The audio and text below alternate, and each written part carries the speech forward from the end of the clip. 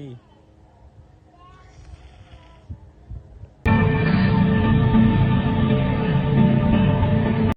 किसी प्रकार का न्यूज़ चैनल या डेली वीकली कवरेज चैनल नहीं है। इस चैनल में दुनिया भर में घटित वियर्ड, बिजार, हॉरिफिक और हिडन इंसिडेंट को कवर किया जाता है। ग्राफिक थोड़े विचलित करने वाले हो सकते हैं, जाना हो तो भी जा सकते हो। 2 गोर एक्सप्लिट कंटेंट की रिस्ट्रिक्शन आ चुकी हैं, तीसरी का इंतजार है। So welcome to Uncanny media.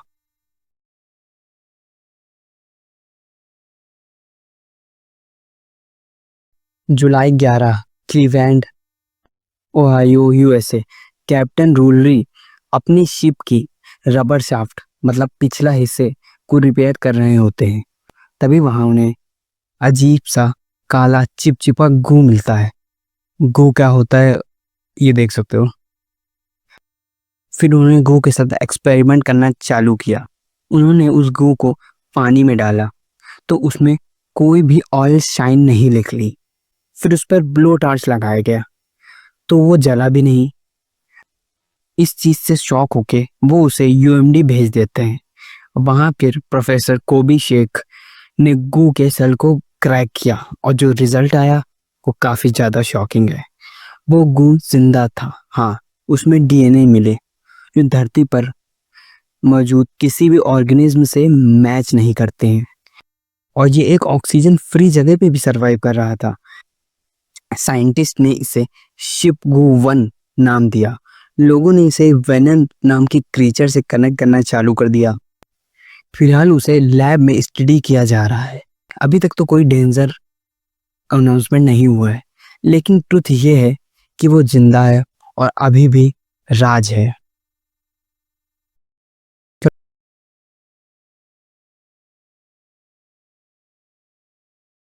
चलो एक सवाल पूछता हूँ, क्या तुम एक लॉटरी खेलना चाहते हो? अगर ये सोच रहे हो कि तुम्हारी किस्मत इतनी अच्छी नहीं है तो बता दूं, लॉटरी रिवील होने के बाद भी जो विनर है वो तुम्हें हंसी खुशी अपनी टिकट देने को तैयार हो सकता है। तो अब बताओ। रुको, अच्छा पहले इंसिडेंट सुन लो फिर बताना। तो सुनो, जून 27 हर साल की तरह अमेरिका के एक अननेम्ड विलेज में टाउन पीपल गैदरिंग हो रही होती है, एक विलेज स्क्वायर के अराउंड। और सब लोग एक एक स्लिप एक ब्लैक लॉटरी बॉक्स से निकाल रहे होते हैं। इस लॉटरी का रूल होता है, और वहाँ जितनी भी फैमिली है इन सारी फैमिली में से कम एक मेंबर को तो लॉटरी लेना कंपलसरी है। तो जैसे एक फैमिली टिकट जीतती है, तो अब उस फैमिली के बीच लॉटरी खेलना चालू हो जाता है। उसमें जितने भी उस फैमिली में मेंबर हैं सबको एक एक टिकट लेना पड़ता है। तो उस फैमिली में से एक ओल्ड लेडी विनर निकलती है, और जैसे ही उसे ये पता चलता है जोर से चीखने की आवाज आती है। पर क्यों? क्योंकि सारे लोग इंक्लूड उनकी फैमिली उस लेडी को पत्थर से मारना चालू कर देती है जब तक वो मर नहीं जाती। हाँ, इस लॉटरी का यही रिजल्ट है कि जो विनर निकलता है उसे पत्थर से टिल डेथ तक मारा जाता है, और उनकी फैमिली भी उन पत्थर मारने में शामिल होती है। इस लॉटरी को ट्रेडिशन के नाम पे चलाया जा रहा है और किसी की भी हिम्मत नहीं होती इसे बंद करने की। तो क्या खेलना चाहते हो ये लॉटरी?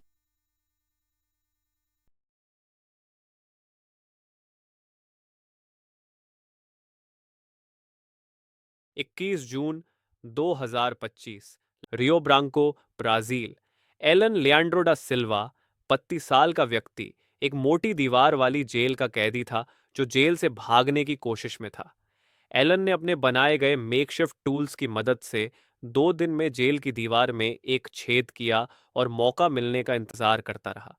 पुलिस गार्ड्स के ध्यान भटकने का इंतजार करता रहा और जैसे ही मौका मिला वह उस छेद में चला गया। लेकिन यहीं से अजीब बात शुरू होती है।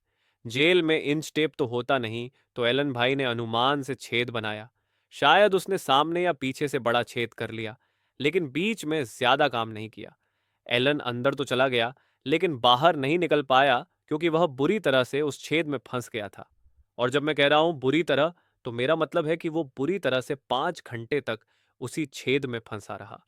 जब पुलिस को एलन के कमरे से रोने की आवाजें आईं, तब जल्दी जल्दी फायर फाइटर्स को बुलाया गया। 1 घंटे की मेहनत के बाद एलन को, जो कि बिना शर्ट के कट और खून से लथपथ हालत में था, बाहर निकाला गया। और फिर उसके बाद जो हुआ, मेरे को कुछ मालूम? मैंने कुछ पूछा? पूछा मैंने कुछ? साले मैंने कुछ पूछा? पूछा मैंने कुछ?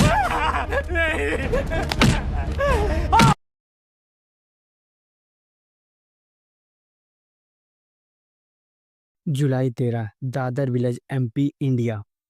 एक सुबह गांव के कुछ लोग एक जिग्नेश नाम के आदमी की छत पर कुछ ऐसा देखते हैं जिसको मानना इम्पॉसिबल था। तो जिग्नेश जो था वो वन स्टी घर में रहता था, जिसकी छत पर जाने के लिए केवल एक सीढ़ी थी। तो अब इंसिडेंट सुनो।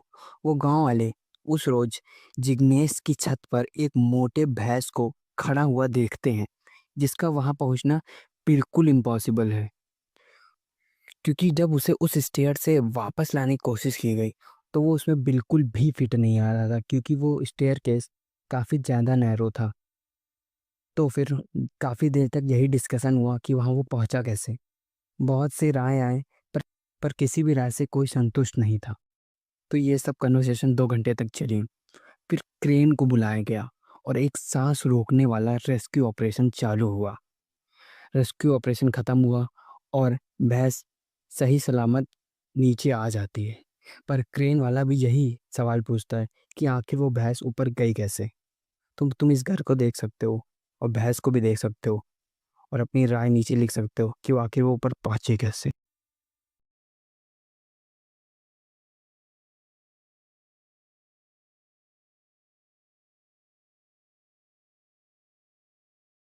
أنت تستنى تدق عليك وأنا مديش الشمال.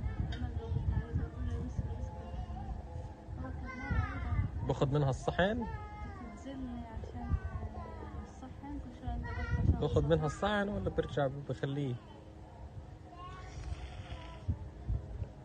ايه والله اخذوا عن جد مين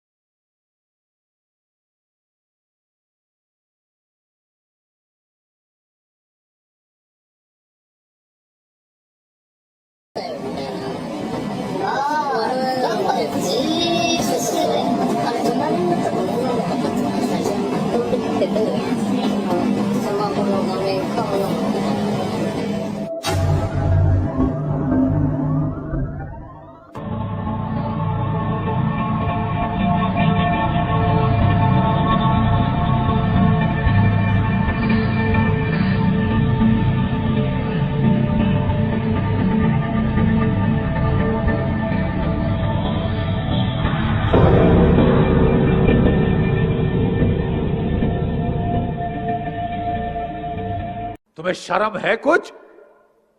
कुछ शर्म हया है? तुम्हें शर्म है?